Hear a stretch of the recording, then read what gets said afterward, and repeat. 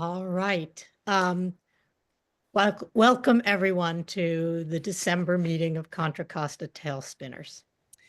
And we're recording this and we're thrilled to have everybody here. I think I just was going to say that since we're a small group tonight, maybe we want to see how it would be to unmute ourselves, unless you know that there's something in the background at your place that's going to be distracting. Since it's, I don't know, how do people feel?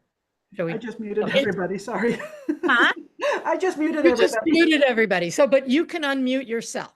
I unmuted myself. Yeah, people can unmute themselves. So I think once before we've given it a try. And we can always mute you if we realize that you are Distracted. inadvertently making distracting noise. Okay. Woohoo! All right. So we don't always meet in December, but I'm so excited that we're meeting tonight. And first off, we have our featured teller and a dear friend, Cynthia Cutterback, who is, well, she describes herself as a storyteller, a scientist, and a traveler explorer. And she's also, she's a neighbor of mine. She is a fellow stage bridger. She is a fellow Bay Area Storytelling Festival volunteer with me over the years. And so, we have so many connections. And I'm just thrilled. And she's, many of you know her. She's right here where we're coming from. And you're right there. Hello. Yeah. over the hill and dale for me. Yeah. Yep. Yeah. As the crow flies, very, very close. So anyway, I'm just couldn't be happier than to welcome Cynthia to start us off with some stories. And she even has some pictures to share as well. So take it away, Cynthia. All right. So I came up through open mics. So all of my stories are very short. So I hope it's okay. I just spotlighted myself for you. And I'm going to actually tell you 3 stories, but they're going to add up to not too long. The first story is about 45 years old now. Am I? There is a particular Christmas card, which, if you haven't seen it, you can imagine it. It is a winter scene topped by a starry sky. Below the sky, there are shadowy, tall mountains, snow-capped. And nestled beneath the mountains is a small village. It's a village somewhere in Austria. Now, every house in this village, every window in every house shows a lighted candle. This is a European tradition to guide the way for the Holy Family. Now, above the village is a church with a graveyard. There are Christmas trees on the graves. And the church itself is aglow. Colored light spills through stained glass windows and pours in rainbow puddles on the snow. And if you listen very carefully, you might be able to hear them singing. You'll hear them singing Stille Nacht, the song we know as Silent Night.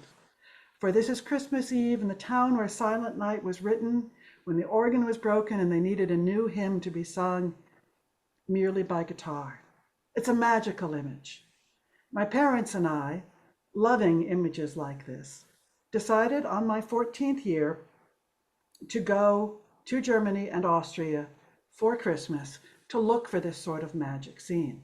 Oh, and we found it. We actually visited that very village on Christmas Day. My story actually occurs slightly before Christmas. We were in Garmisch-Partenkirchen, which is the southernmost town in Germany on the edge of the mountain, the Zugspitze. And we had all brought our skis. Now, we're all 6 feet tall. And all of our skis, this is old school skis, so our skis were all 7 feet long. So imagine these 3 people charging through train stations all over the place with these huge, long bags of skis. I'm sure we were causing quite an inconvenience. My bag was much lighter than my parents because I only ski cross country, and they were skiing downhill. And the Zugspitze, let me assure you, is downhill all the way.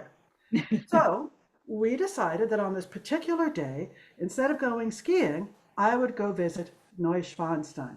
Now you've seen Neuschwanstein. You've seen a travel poster that says Germany. And it's a sort of a downward view at this beautiful castle with turrets and battlements. It's very fanciful looking. It's the model for the Sleeping Beauty castle. But I tell you what, it doesn't look like that in winter. Not from below. Not when you're alone. Well, my parents arranged for me to take the bus from Garmisch to Hohenschwangau, where the castle is. I got on very early in the morning. And one of the things, now, they trusted me to go out on my own, even though I was taking German. The only thing I could say in German was, "Wo ist der Bahnhof?" And the train didn't actually go anywhere near Hohenschwangau, so that wasn't going to help. Nevertheless, they trusted me. They put me on this bus, and off I went. And the first thing I remember was just seeing the little German housewives getting on and off the bus. You know, just ordinary people doing their thing. And I'm like, darn, this is real, right? And so the bus wound its way across southern Bavaria for an hour or so. We went through Schwangau and then another kilometer up the road to Hohenschwangau. They love doing this in Germany, two cities with almost the same name. We finally pulled into Hohenschwangau and I lit from the bus into a completely empty snowy plaza. There was one person there besides me, a vendor of wooden Christmas trinkets. So with some trepidation, I said, "Neuschwanstein, bitte!" And he pointed at a road. I walked over to this road, and there was a sign that said 14 kilometers, which is, 10 miles. It didn't say anything about Neuschwanstein. I looked back, yeah, that's it. So off I went up this snowy road on this foggy morning, all by my little 14-year-old self. Within 100 yards, the road had turned. I couldn't see the village square anymore. It was just me and the fog and the trees with their great snowy branches reaching toward me. Well, you know that feeling when someone's, staring at you?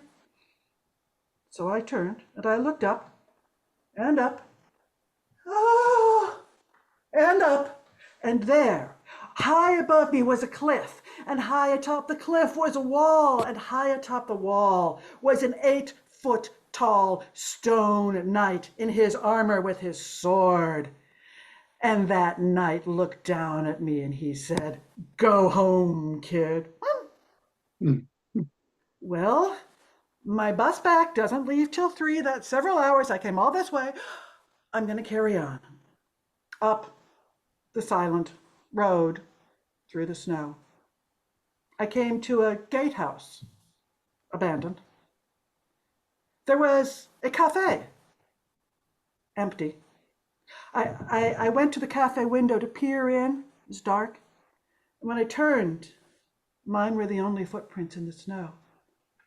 And I looked back up at that mad castle towering above me, all turrets and battlements and towers, and I thought, oh dear God. That's when I heard the whistling.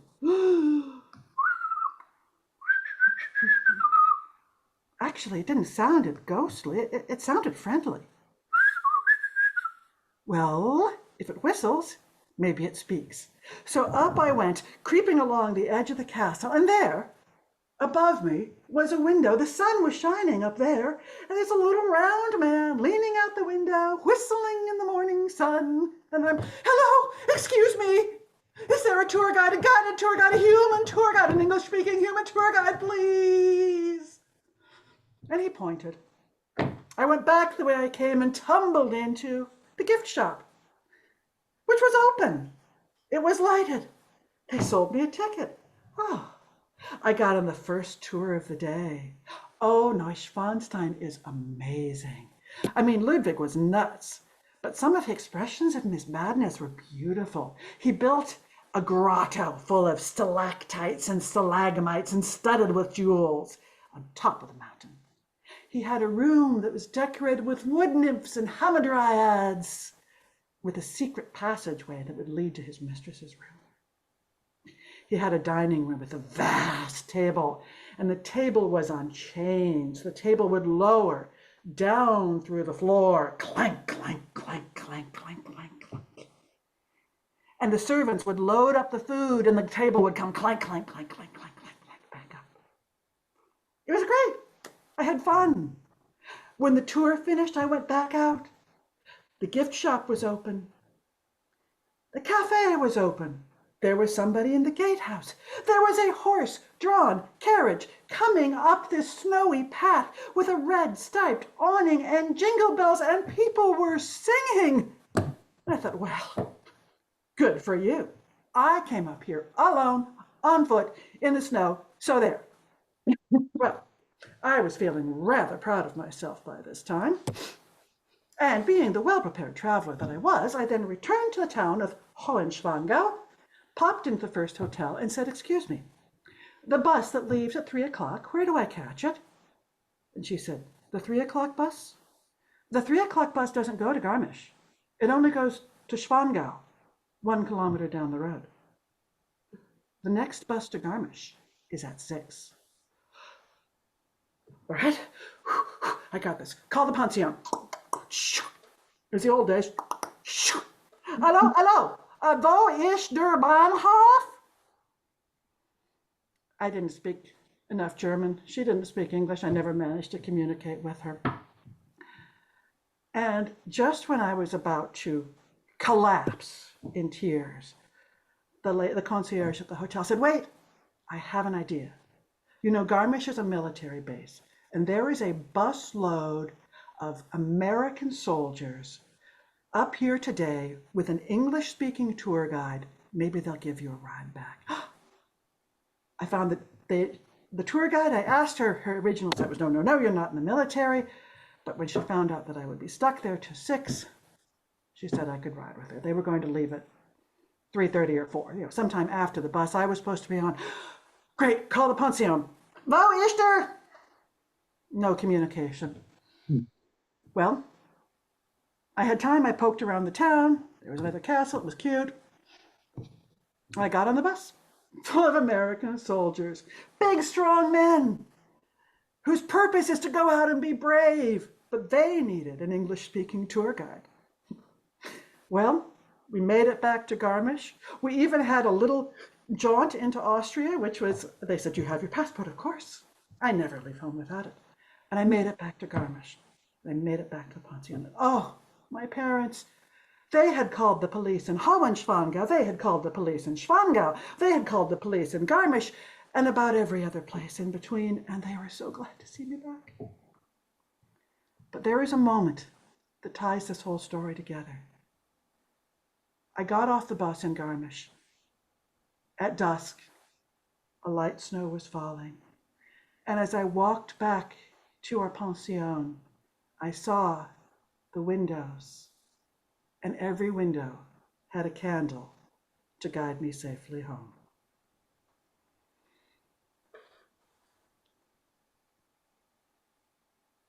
That's nice. Beautiful. So That was it happens that I spent a good amount of time in Europe as a child, and that had to do with my parents' background. And there was an interesting thing that sort of the background to all of this was in the 1950s, early 1950s, my parents were doing two different things. My mother was living in Germany with the Army of Occupation and falling in love with all things German and especially Bavarian. My father was testing nuclear weapons in the middle of the Pacific Ocean. And there was a particular weapons test in Bikini that went wrong. A lot of people got radiation poisoning. And my father realized that this wasn't safe, that this was out of control. And he immediately withdrew completely from the nuclear program, spent all of his life opposing nuclear weaponry. But I think that also may be part of the reason that he always felt that the world was a scary place. But the world was a scary place, but we love all things German and Alpine. So my parents got married in 1953, and my father was pretty sure he didn't want to bring a child into this scary world. But my mom, she knew where his buttons were. She would cuddle up to him at night and say, just one, a blonde in lederhosen. That's where my next story starts. Let me get my screen going. Just one, a blonde in lederhosen. And my father actually ended up, one of the first stories he wrote was about that line. Hang on, I'm just trying to find there it is, slideshow. Just one, she said, a blonde in lederhosen. And my father wrote the story about my mom saying that. And, well, here's what happened. First time I went to Europe was 1976. I was 12 years old, skinny as a beanpole, goofy looking kid, and we were doing the whole train pass and backpack thing. We arrived in Vienna one day, and we looked at the map, and it seemed to say that our hotel was about 3 blocks from the train station. What we didn't realize was that the map had left out most of the streets. It was actually an hour and a half hike through Vienna to get to our hotel, carrying heavy backpacks. And I had an old external frame backpack. It was good quality because we were backpackers, so it wasn't very, but it was full of stuff. And on top of that, I had my father's bag of all the medications he traveled with. And somewhere in the middle of Vienna, we found a store that was selling dirndls. Now the dirndl is that classic German dress, with the vest and the skirt and the apron. And Dad had told me I couldn't have a dirndl because I needed to have some bosom to spill out over the top of it. So a little kid like me couldn't have a dirndl, but I wanted one. And that's when the camera clicked. Little goofy looking kid, somewhere in the middle of an insanely long hike across Vienna, staring longingly at that dirndl. Well, this was actually 2 years before the story I told you previously, but this love of Germany and all things German carried on until I got a summer job in Munich, where I worked for 3 consecutive summers with one of the scientific organizations. And my dad decided it was time for me to have a dirndl, and by golly, he was going to come and make sure that we didn't skimp or save or choose anything that was a compromise. We were going to get the very best dirndl we could find, and it was this one. Which does not, by the way, have the vest because I never did grow enough bosom to spill over the vest. But this picture was actually taken in another part of Germany where they had a different national attire, so people were looking at me strangely, but I did, by God, get my dirndl. So I was in college at the time. Eventually, I moved on, did some service-operated research vessels, different story, got into graduate school, married the most wonderful man, and many years later, we were deciding whether to start a family of our own. At that point, my father wrote and published in our little church thing his story about just one, a blonde in lederhosen, and he ended it, he described my life and what I'd accomplished, and then he ended it with Mom talking about grandchildren. Just one, a blonde in lederhosen. Well, when my son was 6 months old, and my parents had been married for 49 and a half years, my husband had some work to do in Switzerland, which meant that we were able to show up at my parents' 50th anniversary with, as ordered, one child, a blonde, in lederhosen. My father cried.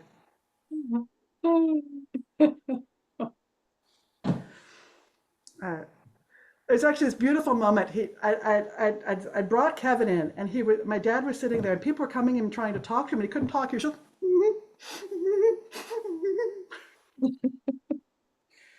Now that little blonde kid is sitting just opposite me now, and he is 6'3". All right. So those are my personal stories. Continuing in the Northern European theme, I'm going to share with you one fictional story. This story is by Tove Jansson. I see you nodding. Yes, indeedy. Tove Jansson was a Finnish woman, but Swedish speaking from that part of Finland. And she wrote in the 1940s and 50s. So the same time my parents were in Germany, she was writing these stories illustrated with these odd, scratchy little drawings of these strange and magical creatures in a place called Moomin Valley. They all had weird names. This one up here, I'm pretty sure, is the Hemulin, who is a very bossy individual. And here we have the Moomin, sort of the classic naive. And I believe this is a Woody, one of the sad little children of the neighborhood. So this is my version of Tove Jansson's Fir Tree. It is, by the way, from Tales from Moomin Valley, if you want to read it properly. If you want to go to Moomin Valley, start with the night train out of Helsinki. Ride it all the way to the end of the line, and then follow the aurora past 3 mountains. Then go up the icy stream until you get to the tree as old as time. Turn around 3 times and whistle the opening bars of Hall of the Mountain King. And if you're lucky, very lucky, you might get to see Moomin Valley. This is Moomin Valley in winter. As you can see, it is incredibly snowy. The Moomins live in this cute, pointy little house. And being very small, they're about knee-high to a human, they very sensibly spend their winters hibernating. Most winters. Well, one winter, the Moomins had been hibernating for about 2 months, having lovely dreams, when they heard a scratching and a clawing and a pawing and then a great crash. And dropping through their roof came the Hemulin, who was extremely annoyed with them. And he said, "How dare you be sleeping here? Everyone is running around like mad. Nothing is ready. Christmas is coming and you're not ready. Get up, Christmas is coming." Now the Moomins, of course, it took them a moment to wake up, but clearly, whatever this Christmas was, it was terrible. They had to get ready. Moomin Mama started pulling out life belts and aspirins and things like that. And the rest of the Moomin family dug out the porch and went outside to see what this Christmas thing might be. The area was full of strange white powder. Egg whites, powdered sugar, kind of wet, kind of cold, but magical. Whatever it is, it's lovely. And one of the Moomins said, "Papa, I've heard of this. It's called snow." Well, as the Moomins were sitting in the snow, along came the Gafsy, rushing along with a fir tree in her cart. And she said to them, "You'd better get yourself a fir tree before dark." And as she was running off, they said, wait. Are we supposed to hide in it or what? And she said, no, you decorate it. And poof, she was gone. Decorated? Well, I guess we need to put beautiful things on it. So the Moomins all got the most beautiful things they had. They got shells from the garden. They got a necklace, Moomin Papa's top hat, a rose that Moomin Mama sometimes wore behind her ear, they put right on top. They had the crystals off of their chandelier, a silver-backed mirror, every beautiful thing they had, they hung on the tree. Now the neighbors were still running back and forth and looking at them like, "You guys are nuts." But the thing is, this is important, this is the actual quote. Everybody brought the most beautiful thing he had to placate the incomprehensible powers of winter. Meanwhile, the neighbors were running back and forth, around and around and around, and everyone was in a stress. "Food for Christmas," they yelled. "Presents for Christmas. Such a fuss, such a bother. How will we ever get ready on time?" And the Moomins thought, "Oh, whatever this Christmas is, it must be hungry." So they got out their best food, yogurt, blueberries, and they laid it in the snow around the fir tree. And presents. Each Moomin gave up something that was very precious to him or her. And most of these are so precious that I cannot tell you what they were, but these were wrapped and put under the tree for Christmas, because very small beings must be very polite to the great powers of winter.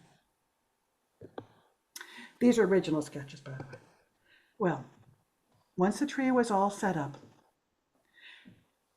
a little Woody was hanging nearby. This is a Woody, and he's drinking a cup of tea, which is as large as he is. He's very shy, and he says, "It's so beautiful." He said, "You need candles." So the Moomins got candles and put them around the tree, and they waited for Christmas to come. And finally, the little Woody said, "Merry Christmas." And they said, "Aren't you afraid of what's going to happen?" And he said, "No, this is it. The beautiful fir tree, the food, and the presents." And the Woody got all of its little relations, all of them cold and gray and slightly ragged, and they all stood around saying, "I've dreamed all my life of seeing this at close quarters." Moomin Papa whispered to Moomin Mama. She whispered back, and they turned to the Woodies and said, "You can have it, all of it." And the Moomins went and hid under a table. And they waited for Christmas. Nothing happened. But they heard singing. So they peeked out the window, and there were the Woodies. And they had climbed up in the tree and put all the candles on the tree. And the top of the tree had been decorated with a beautiful silk rose that belonged to Moomin Mama. But the Woodies said there should be a star. And they looked up, and there above the tree hung the brightest star in the sky. And the Moomins said, "You know, maybe Christmas isn't that scary. I think the Hemul and the Gafsi and our neighbors didn't understand. I think Christmas is something nice."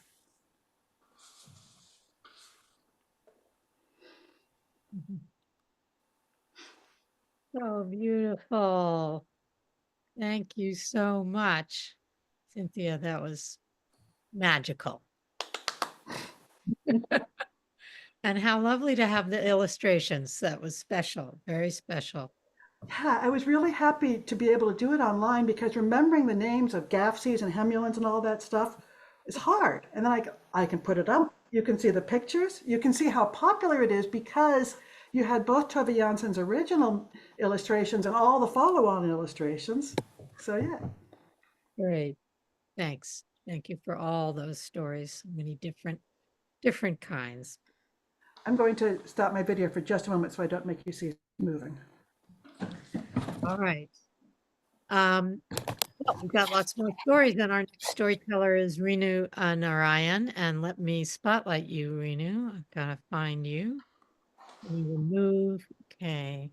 All right. Are you ready, Renu? Let me spotlight for everyone.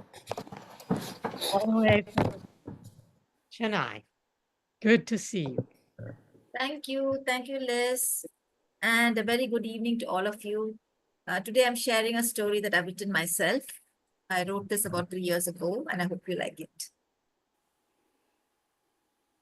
Senthil drifted from sleep into wakefulness rather slowly. He opened his eyes and waited till they got adjusted to the light, the darkness. He rubbed his eyes and opened them again.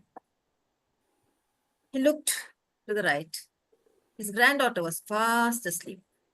On the other side, his daughter was dead to the world. Sighing a little, he turned slowly to the left, placed his wrinkled hands on the ground, and slowly lifted himself until he was sitting. Groaning a little, he pushed himself up and stood.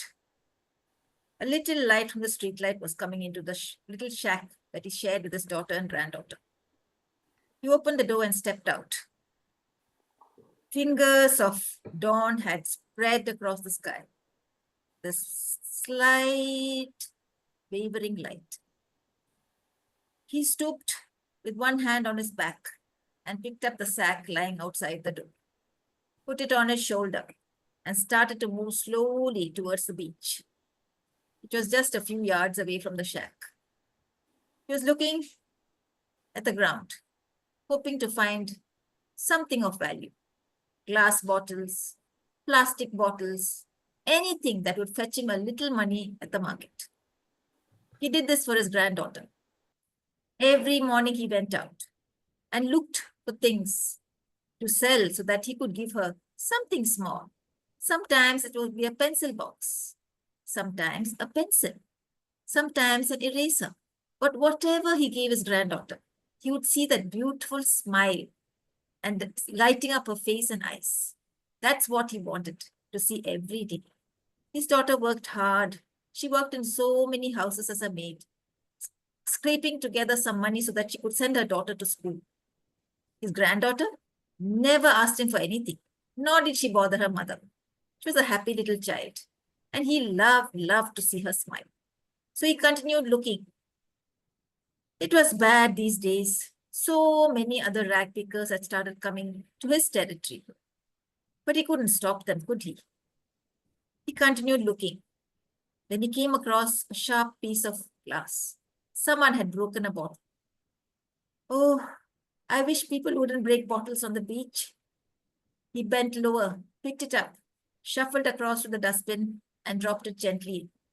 He continued walking.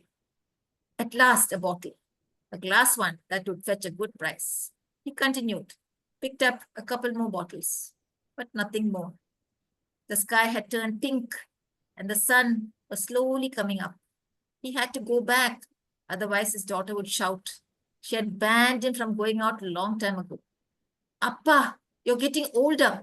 Please stop going out like this. You know, I don't like it. I don't want you falling down and hurting yourself. So many people leave bottles on the beach. Appa, please don't go.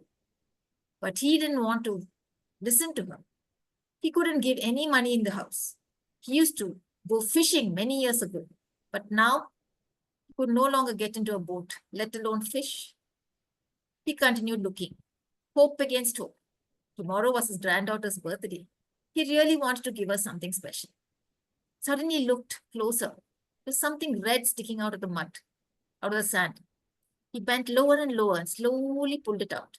It was a beautiful sandal, just the size that would fit his granddaughter. It looked brand new. If only he could find the other one. So he started looking, and now the sky had lit up and he could see so clearly. He looked and he looked, walking this way, that way. So many others had joined him, but they were not interested in a pair of sandals. Suddenly he looked towards the road. A young man was walking towards the beach, looking very worried, looking down at the sand. Murugan was a little surprised. What was this young man so well dressed doing on the beach at this hour of the morning?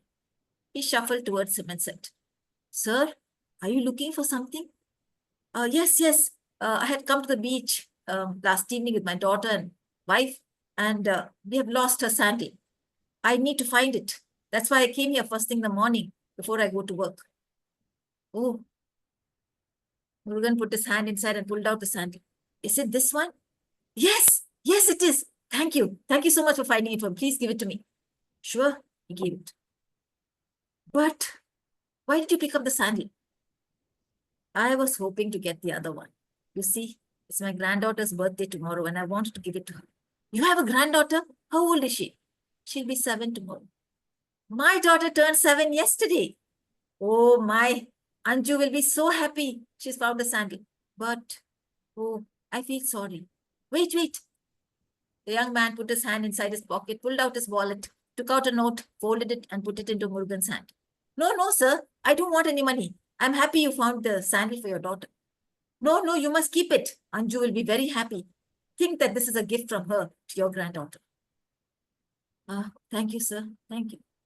Bye. The young man turned around, walked swiftly towards the land, got onto his bike and went off. Murugan peered down at the note. His eyes widened in surprise. 500 rupees? His eyes glistened with tears. Enough there now for a frock and a pair of sandals for his granddaughter. Smiling, he made his way back towards the shack. Thank you for listening. Thank you, Renu. That was beautiful. I felt like I could see everything. Your writing is so beautifully descriptive and also the feeling, together. But Actually, maybe because it's based a little bit on the truth, I did find a pair of sandals on the beach, and that led me to write the story because I thought, what was one shoe doing on the beach? Somebody must have. I think it came in through the sea because it was an old pair. I mean, it was an old one, but somehow I felt this is something I need to write about. So that's why I wrote the story. Well, it inspired a really, really beautiful story. Thank you. I loved it. Okay, well, staying in India, we have Manjiri Gogate is here as well. So let me take the spotlight off, and Manjiri. For those of you who haven't met Manjiri, we're lucky that she comes to San Francisco area to visit her son. And so we get to see her here, but also through this magic of Zoom, we get to be with you even when you're back in India. So tell us the story. Thank you, Liz. Good morning, good evening, everyone. My name is Manjiri Gopte and I'm telling from Mumbai, India. Today's story is a personal story and it is about Christmas, about miracles. Here goes. I had purchased a puzzle from San Francisco and it said Book Lovers Christmas, and it was a 1,000-piece puzzle, and I thought it was appropriate to take it out in this holiday period when my grandchildren were at home and all of us sat down, a family, and were doing the puzzle. My daughter's particularly good at it, and we were all joining in and trying to do it. And there were different stories in the puzzle where Christmas was celebrated. The Nutcracker, for example, then the Gift of the Magi, and also the Shoemaker and the Elves. And when I was doing this puzzle, I was transported back to my childhood when in school we had enacted this play of the Shoemaker and the Elves. Our music teacher, she used to always set up these plays and get us to enact different roles. And she had chosen me as the shoemaker. And she had told us to practice long hours and get ourselves ready for the role. The day arrived and dressed in a rather old, shirt and pant, and carrying the anvil and the hammer, which my mother and me had borrowed from the cobbler who lived in the lane down the road where we lived. And I went to the school and was so excited about taking part in the play. And this is how the story unfolds of the shoemaker and the elves. Oh, I have only one piece of leather left. I can only make a pair of shoes with this. And I will have to...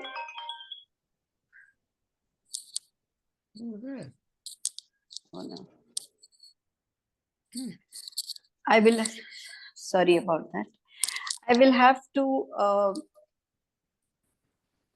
take it to the shop and make the last pair of shoes. I can no longer afford to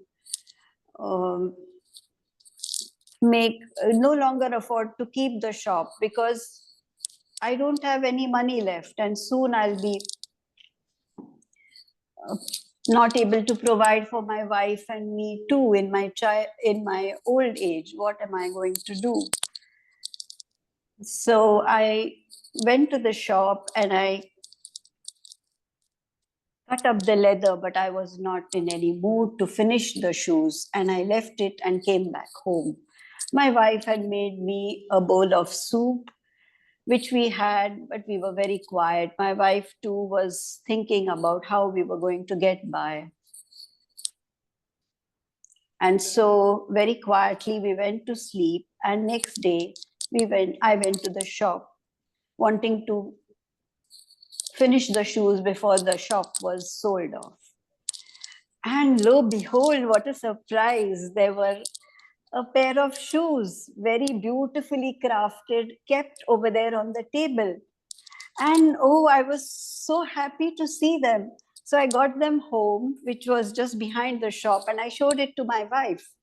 And she was so excited too. Now we can have money and you can go and sell it and buy some more leather. At the same time, we were puzzled. Who could have made it? But then we thought, let us at least go, and I thought I'll go and sell the shoes and get some money so we can get by. So I sold it, got a pretty good price for it. They were so beautifully crafted, and I came home and got some nice things for the home too. My wife and I decided that we should go in the shop and hide behind the cupboard and see who was making the shoes. And at night, two elves, two pixie elves entered, chattering amongst themselves, and with their nimble fingers, they crafted out pairs of shoes with the leather I had kept at night for them. And they, chattering, they completed the shoes and went out. They looked so happy and cheerful. My wife and I, we were amazed, but we didn't make any sound. We went home and I got leather again and kept it in the shop, and they would make the shoes and I would go and sell them, and it continued for a long period. Then one day my wife said, we have enough money now to see us through our old age. We don't need any more money. Instead, I have made these pair of clothes for the elves. I noticed they were wearing torn clothes. So I made these tiny clothes. Please keep them in the shop, and we will go and see how they receive them. That night, I did not keep any leather there, but only those shoes, only those clothes which my wife had thoughtfully made for them. I kept them and we hid behind the cupboard. The elves came, they looked at the clothes, they were so happy. They wore them immediately, and chattering, they left, very excited and happy. We both were very happy too. We hugged each other, and we were so happy for the Christmas miracle that had happened. I feel that all our festivals, whether it be Diwali, when Ram came back after exile and the whole land was lit with lamps, or whether it is Christmas where we decorate the Christmas tree and the family comes round and has food and buys presents for each other, there is a common thread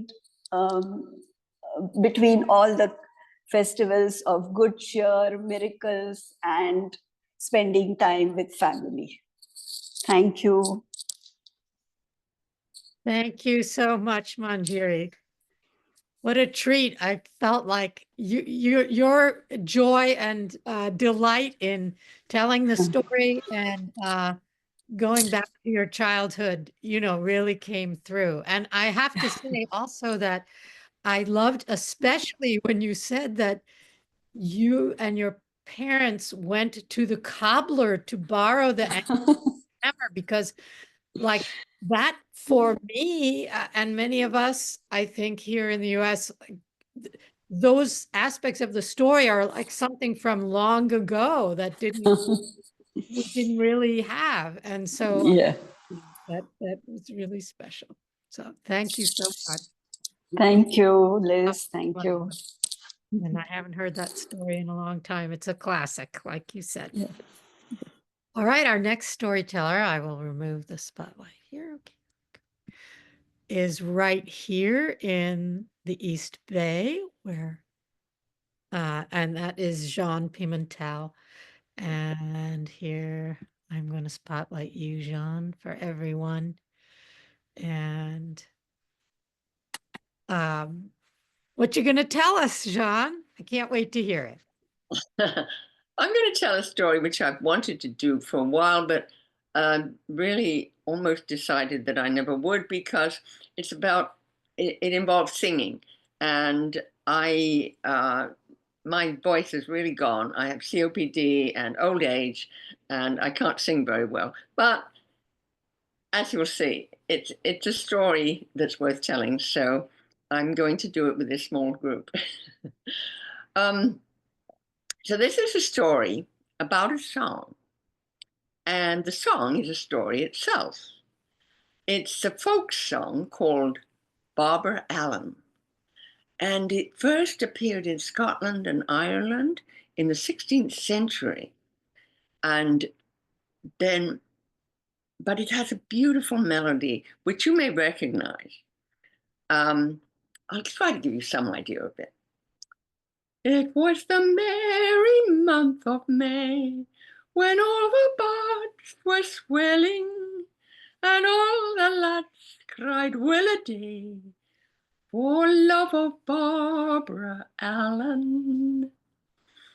Well, it's a very well-known song, and you may have heard it. It's been sung by Joan Baez, Pete Seeger, Jean Ritchie, even Dolly Parton. And because folk songs are orally transmitted usually, they travel all over the world with whoever takes them. And the first immigrants to the United States brought this song, and as they settled in different places, they changed it a bit, depending on where they were living and various other factors. So sometimes the names are different and the places. The one from Scotland usually calls the man, the male hero, Sweet William, and then sometimes he appears as Lord Graham, and in the later ones he's often John or Johnny. So, but the plot is always similar. It begins and ends the same. So I first heard this song in Australia. I was living there for a couple of years after growing up in England. And I heard this song from my boyfriend, who was American. He had actually been a professional folk singer, and he wooed me with his version of Barbara Allen. And so, of course, that was the one that I remember most. And the version that he sang was from Appalachia. And as you may know, Appalachia is well known for folk singers, especially banjo playing, and Frank played the banjo. So, and in Appalachia, as you may know, there are some very remote areas with some strange practices have gone on for many, many years. Some of them believed in witchcraft at this time. Maybe they still do. And at that time, every little community, these very remote communities, had a kind of a witch doctor called a conjure man. And so if somebody, the conjure man's children were called witch boy or witch girl. And if one of those ventured down the mountains, this was up in the Great Smoky Mountains, if they ventured down the mountains to the towns in the valley, people would be able to recognize them because they always had an eagle flying over their heads. And so they knew, and they would chase them out of town back to the mountains. So this is how the song goes, the Appalachian version. A witch boy from the mountains came, a pining to be human, for he had met the fairest gal. Her name was Barbara Allen.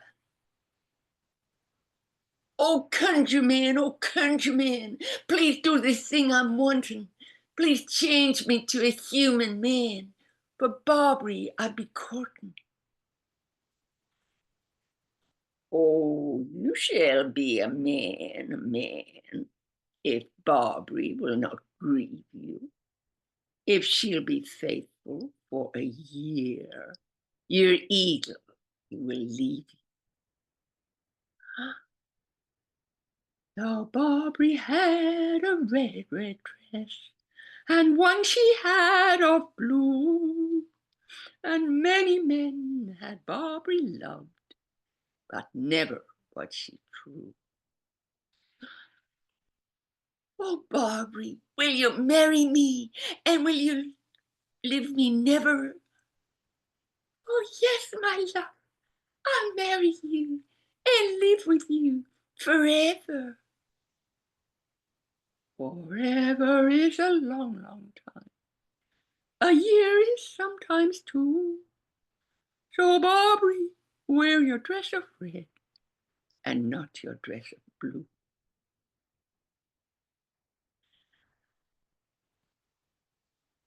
So when Johnny heard that vow and all the townspeople heard it, he knew that this was his salvation. And he looked up and his eagle was flying, circling higher and higher, higher up into the sky until it was simply a dot that could hardly be seen. And the townspeople couldn't see it. And they thought he was okay. And the couple was so happy together. And so they consented to their being married. And they were so blissfully happy. The spring turned into summer. Summer turned to fall. And that Easter foliage seemed to be celebrating their love. It was so glorious. And then came the cold winter. But they survived. And spring was coming. And with spring, it would have been a year. And then, perhaps you can guess what happened. There are various versions of this. There are various versions of all the bits of the story, but in this plot, in some of them, it was actually his fault that it didn't last a year. But in others, it's usually her fault. And in the very first one, she just rejects him after a while. And even when he called for her on his deathbed, she won't relent. And in that song, the Scottish one, they call her hard-hearted Barbara Allen. But in the Appalachian one, it's almost always because of trickery. It's not his fault. It's not her fault.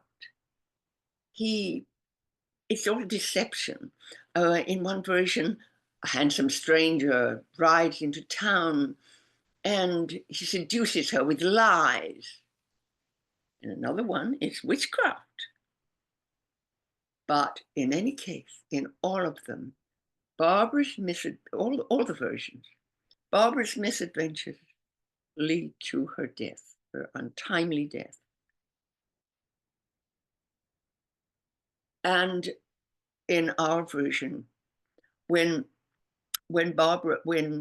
Johnny, one day Barbara is not there, and he looks up and he hears a whir of wings, and suddenly the eagle has dove down and is circling again around his head, and he knows what that means.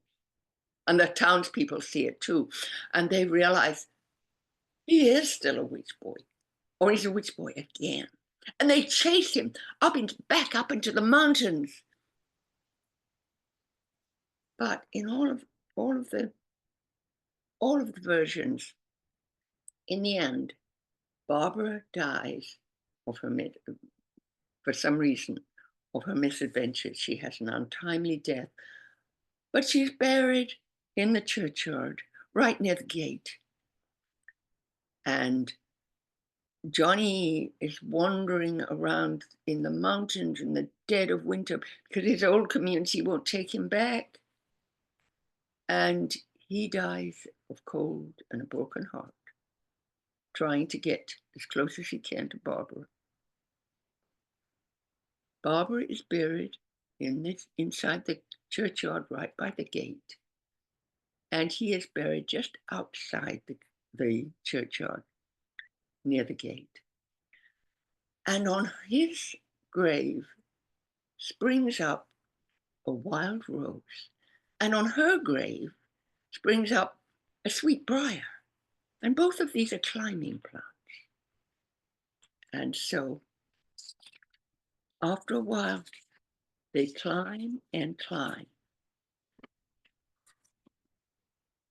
the rose and the briar climbed up the church walls. They came to the top of the gate. They climbed till they came to the top of the gate, till they could climb no higher. And there these climbing plants. It's 20 hours. And there they tied a true love's knot. The rose wrapped round the briar. So you can say that perhaps true love triumphed anyway. And that's the story of the song. Thank you. Thank you. Thank you so much, John. Well, my parents are here and they sang that song to me when I was, we all sang it. But I never knew this is just fascinating. And I'm so glad that in some of the versions, Barbara Allen isn't just a something that rhymes with witch. The earlier version. Anyway, and beautiful, so with such heart. You told, thank you so much. What a gift. What richness. What a rich evening. And we have to take us out in the evening, we have poetry from Storm, who we're lucky to have had poetry from before. Storm, are you there? Are you ready? Yep. Okay, I'm spotlighting you. All the way from Massachusetts, right? Yes, Greenfield, Massachusetts. All right. If it's being recorded, let me shut my door. Let's go see the screen in the next room. There we go. Okay, well, holidays are sort of a mixed bag, and with things we're going through, I wanted to start with this very short poem called Grief. Grief, if I could just wash off this pain like blood, which stain lasts longer? Out, damn spot, out of heart, of eyes, of jaw. Someday a smile, one day a laugh, someday not yet. Christmas, it's not just the presents or the tree or the birth of another's child, but that someone would invite me in out of the cold, clasp my for the moment ungloved hand, and let a smile thaw between my cheeks. Rebirth ascension. Draw deep of the earth of mother, matter, matrix. Breathe deep of the air of holy healing wholeness. Sing deep of the water of tender touching teardrops.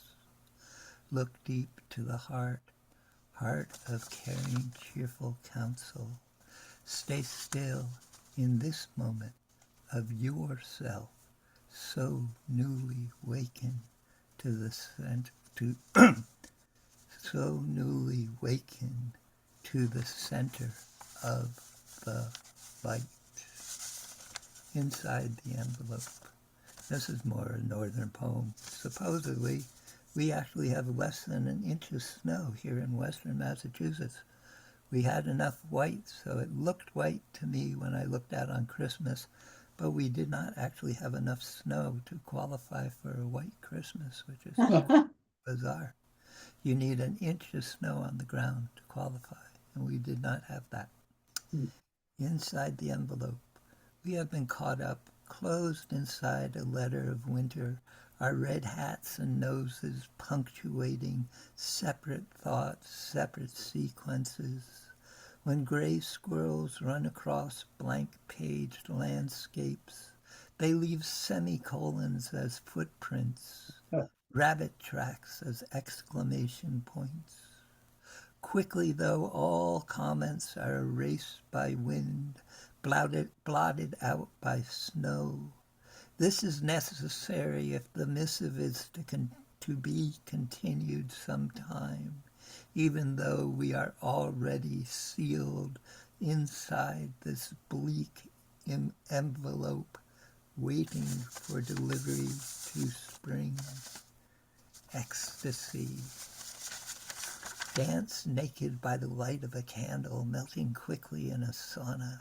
Be oblivious to time, mores in your parents' teachings. Circle round in the ancient ring of celebration. Rub salt into your skin to be cleansed by cold, cold showers. Feel the afterglow as the steam rises from your bodies, bodies exposed to the winter night. Let lips say so much more than the words they could form. Let your movements answer every instinct's call. Exhausted and quenched, collapse into eiderdown, into awaiting arms, into restful sleep, still shouting with joy from every pore. Remember me a stranger who came to stay a while. Remember me a happy man with a joke, a laugh, a smile. Remember how my actions spoke of God and love. Remember how I soothed you through a gesture and a hug.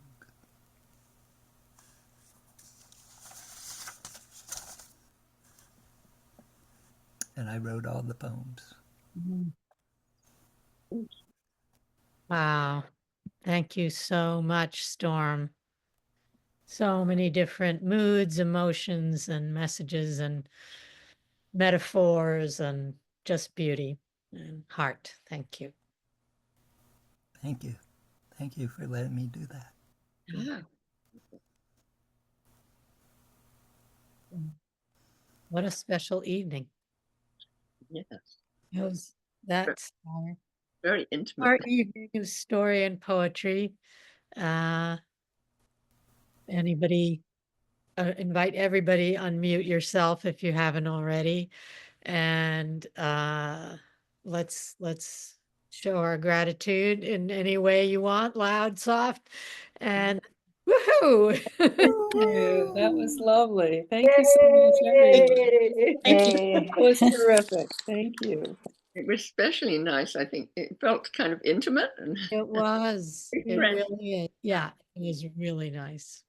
thank you. Thank you so much for doing this at this time. Yeah. It's really, really good of you. Yeah. Mhm. Think, we'll try to keep the keep it up if we can. Yeah. Next year as well. Good luck. Thank you for All pulling right, it I'm together, gonna Liz. stop the huh? Thank you for hosting and Oh making. yeah, thank you, Cynthia, for being our feature. I'm going to stop the recording if I can, and then if anybody wants to. Oh, here we go. Stop. Do people know about what is it called? This event over New Year's